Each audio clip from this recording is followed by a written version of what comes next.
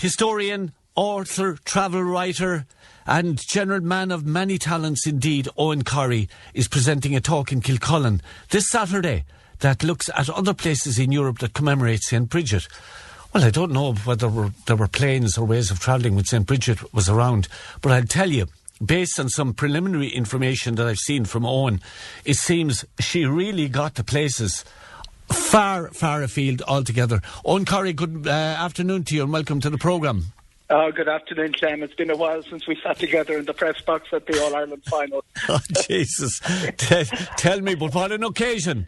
What? It was the Clare, when Clare won, and of course we both have Clare connections. I'm first generation, you're actually a Clareman. There was this amazing moment when Fergal Toohey stepped on, scored the goal and stepped off again, but nobody knew he was on the field, especially the Offaly defenders, and I circled his name in the programme and passed it over to you while you were commenting, so you could actually you did indeed deliver the name of the goal scorer. And I think half the Clare team didn't realise he had come on and gone off in the space of 60 seconds either. It's one of the conundrums of All-Ireland history back in 90... it was a stroke of genius, it is.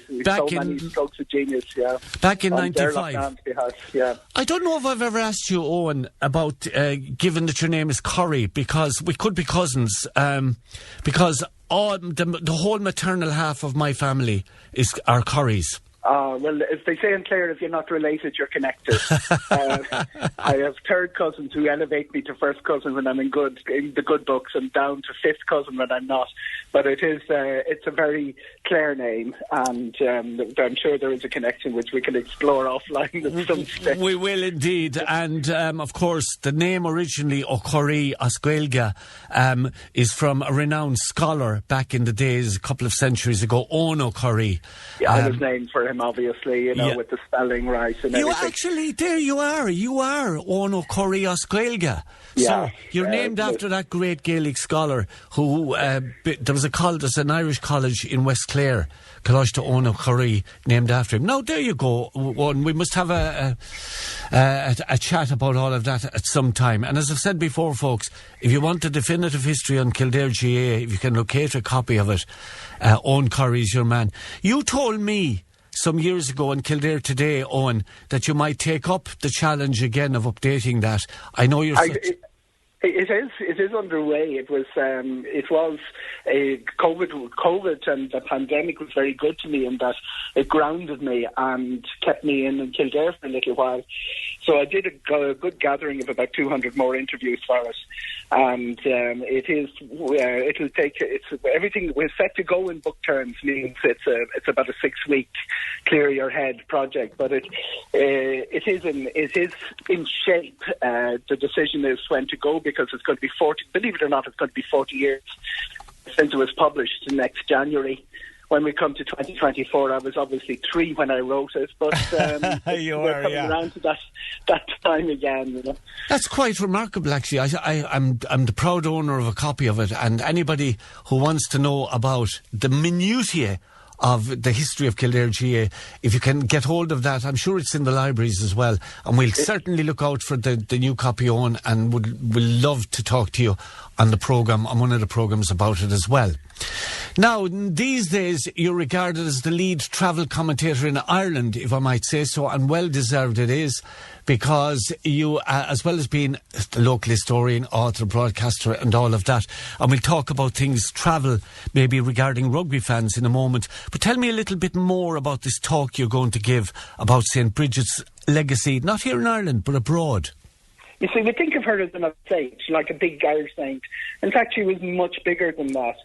Another of the things I did during the pandemic was try to get myself back into Old Irish, which is the form of the language which they stopped speaking in 900 AD, which is even more convoluted than the modern language. Listeners who struggle through PEG for their leaving cert don't need to go near.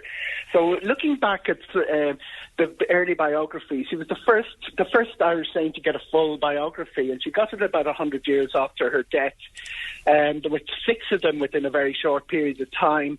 By the year 1300, her fame was right through Europe. St. Brigit of Sweden, who's better known, in German-speaking countries, Sweden, Scandinavia nowadays, was named because St. Brigit of Kildare was so famous. And What happened really was that other things came along and sort of edged her out. The fact she was female after the Normans arrived and made a very male-oriented church knocked her out of fashion. But what I'll be talking about tomorrow is how. We know very little about the original women, the saints, but we know a hell of a lot about the footprint she created. Her relics in Lisbon, I've been to see them. There's churches dedicated to her, Cologne and Strasbourg, parishes all through Europe, and they're really a small smattering of what was there before, because she was much bigger than St. Patrick. She was as big a personality, an Irish personality, in the European sense. But should you tell me, Eoghan Corry, your expertise nowadays, as well as emceeing and curating various events, public events and speaking events and conferences and all of that, your primary expertise, if I might put it, or focus at the moment, is worldwide air travel, of which you're an acknowledged first man. How did St. Brigid's influence get so far afield, in times of what was nearly prehistory, or 400 or 500? There's a couple of things happened. The Roman Empire was collapsing as she was around. She died in 504 or 500. That's why we have the 1500 next year. So as reading and writing and books and all of that were destroyed, and all of that shape of the Roman Empire, it took about 300 years to get it back. And the people who really helped to get it back together again, the Emperor Charlemagne would have been very important in bringing them in right across Europe, were Irish monks. And the culture they brought with them, and the respect they had for St. Brigid, and how important she was in their literature, just planted Brigid everywhere. There are very few European countries that don't have some sort of connection with Brigid. Now, to our disadvantage in Kildare, because we're pushing out this message how big she is and how important she is for that marvellous work by the Brigid 1500s. And there's a series of lectures, by the way. I have a very hard act to follow. I'm following Sister Rita, the wonderful Sister Rita Minahan of Solace Breed, and Liam Kenny, who does a lot with your programme, will be doing one, and Mario Corrig will be doing one, and Niamh Witcherley's Maynooth College has done one.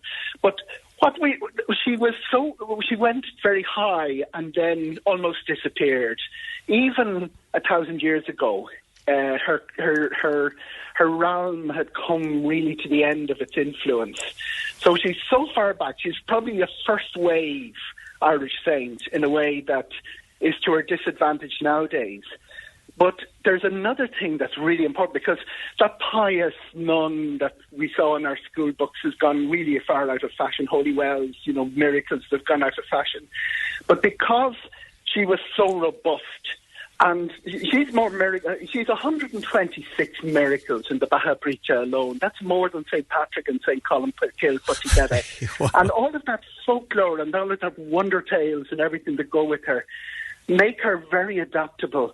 Somebody at a conference I was at before Christmas talked to her. She said she'd make an ideal candidate for the Green Party. She'd be a Greta Thunberg, of the modern generation. Yes, she would. In the 80s, it was common to think of her as a red-haired, fiery-haired goddess, and, she was pre-Christian. So it seems that the Brigid that everybody wants is there for them. Right. If you want her to be a pious nun, like, saying, giving up marriage to serve God, which was sort of the model put before our grandparents, she's there. But she's also a lot of other things to every single generation that comes along. And that makes her such an amazing saint. I think be very proud of her in Kildare. I think Sister Brigid Minahan would be very much cut off that particular cloth. The talk, by the way, is St. Brigid's Legacy Abroad, to be discussed in Kilcullen on Saturday morning, hosted by the County Kildare Federation of Local History Groups, and part of the Brigid 1500 celebrations, which Eoghan has referenced. It begins at 10 a.m. in the Kilcullen Community Centre. I imagine that's where it is, and free attendance and open to everybody to come along, and you'll be fascinated not just by Eoghan's story, the great story of St. Brigit abroad, but also the other speakers that he has referenced, Sister Brigit and Mario Corrigan and others on the day as well. Federation of Local History Groups. Just to correct you there, Clem, that a series of lectures are going on at different times. Oh, sorry. They're very easily accessible. Sister Risa's was a while ago. Niamh Wycherley, Liam is coming, and Mario Corrigan are coming. But the other great news is they are being recorded and put online. So if you miss one, you can pick it up whatever you in your own time. So what's happening on Saturday is just the Federation of History Societies in Kildare also holding the AGM. It's going to be a very interesting day. Great discussion. I end up always learning more from these things than I actually give out. All right. 10 a.m. Saturday morning, folks. Free attendance and open to all. The fascinating story of Brigit, the great, great traveller, Brigit.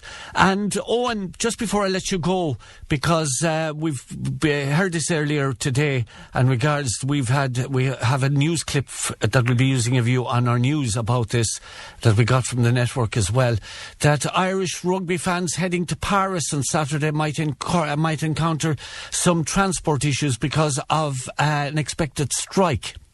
Yeah, Friday's the big day. It looks like the airports are going to be okay. Marseille will be worth it. Orly, we've lost one cancellation, and they're going to have to cancel 15% of the flights to Beauvais. But Ryanair look like they've protected the rugby flights. The rugby flights are okay, and on the ground, getting around isn't as big a deal because the impact is Friday, not Saturday. If the Orléans was out on match day, it'd be a big deal for trying to get in and out of Stade de France. I think we're going to get out of jail in this one, but the French, you never know. They're waiting with another strike every time we get to relax a little bit. All right, it won't put the Irish fans off anyway because they'll regale the whole place in song and dance and everything else. So, Eoghan, it's great speaking to you again. I look forward. Always a great pleasure, Clem. I look forward to the next edition of your GAA History.